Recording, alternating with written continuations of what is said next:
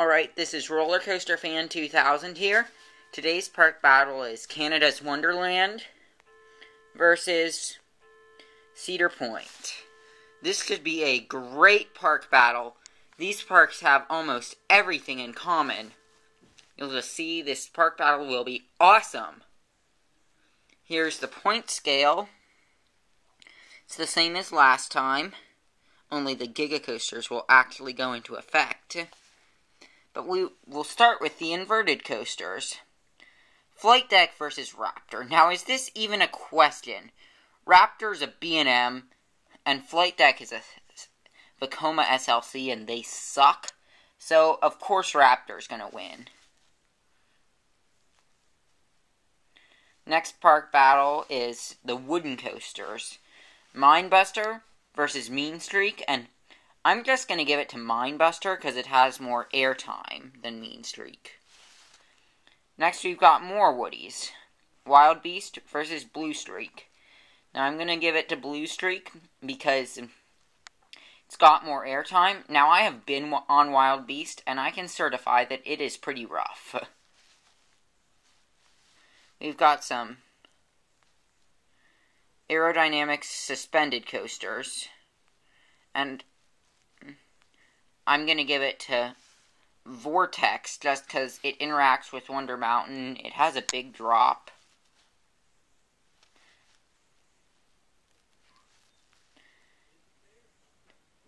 Whoa.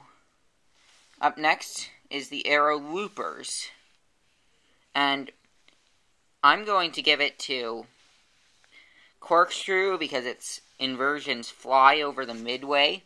So, yeah, it wins. Next, we've got the Hypercoasters, and Behemoth obviously takes this one because it's a B&M and it's got some insane airtime. Some coasters that go backwards. Now, of course, we're going to give it to Wicked Twister because it's one of the best impulse coasters, if not the best, and Bad is just another boomerang. And finally, the Giga Coasters. This is the battle you've been waiting for. They're both awesome.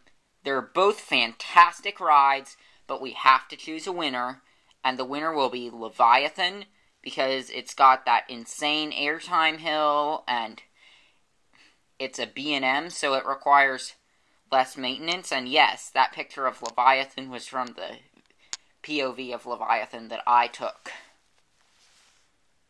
Next, we've got our mine trains. Thunder Run wins because it has those awesome tunnels through the caverns of Wonder Mountain. Next, some coasters that give you the sensation of flying. Of course, we're going to give it to Gatekeeper because Zamperla Volairs suck. Next, we've got some family coasters. We've got the Fly versus Gemini. And I'm going to give it to Gemini because Wild Mice aren't really that fun, but Gemini actually is pretty fun. Next, we've got more family coasters. Wonder Mountain's Guardian versus Woodstock Express. And I'm going to give it to Wonder Mountain's Guardian because it has that vertical drop track, and thrill seekers will enjoy it too. I actually enjoyed Guardian. Oops. Here are the extra coasters from Canada's Wonderland. We've got Backlot Stunt Coaster, Silver Streak, Taxi Jam, and Ghoster Coaster. So now, Canada's Wonderland is up by 5.5. But now, Cedar Point has taken the lead by 1 because of its extra coasters, which are Top Thrill Dragster, Rougarou, Maverick, and Wilderness Run. And now we've got the Drop Towers. I'm going to give it to Drop Tower Stunt Zone for obvious reasons. Not only is it an Intamin, not an SNS, it's just an awesome drop tower. Now the best flat rides of each park. We've got Sledgehammer versus Skyhawk. These are both fantastic flat rides, and I've been on a Scream and Swing. I have not been on Skyhawk, but I have been on a Scream and Swing, and I've been on Sledgehammer. I enjoyed Sledgehammer a little more, so I'm going to give it to Sledgehammer. We've got more flat rides here. Orbiter versus Witch's Wheel. And they're both exactly the same, so they're both going to win. Next we've got some pirate ships. Ranged versus Ocean Motion. And I'm going to give it to Ranged because of how it interacts with the water. It actually feels like you're on a real boat. Next, we've got more flat rides. Clockworks versus Trochia. And I think Trochia is a tad better than Clockworks, but they're both pretty good. And now we've got the spinning frisbee rides. I'm going to give it to Max Air because it's taller. Next, we've got some rides that spin you pretty fast. We've got Nightmares versus Matterhorn.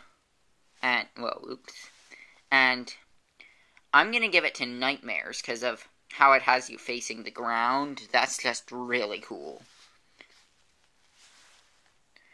And now, Canada's Wonderland has 3 extra flat rides, so it will get 3 extra points. Oops. I think I duplicated the slide twice. Cedar Point has 2 extra flat rides, so it will get 2 points. Efficiency.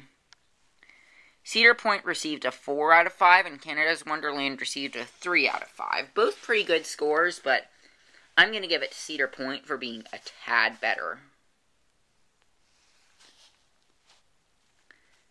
Next, lodging. Now, this is common sense. Cedar Point has 5 hotels on site, so Cedar Point's going to win this one.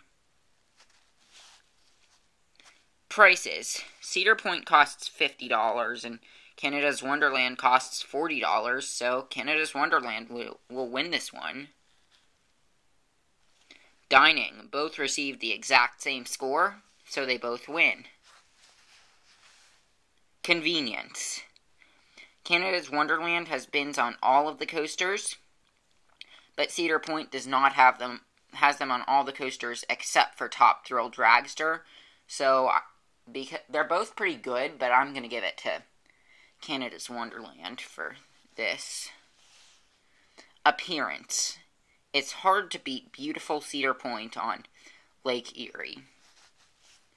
The end is near, and winning by only 1.5 points is Canada's Wonderland. Congratulations, you are probably the best amusement park in the world. You are an outstanding park. This is Roller Coaster Fan 2000 signing off.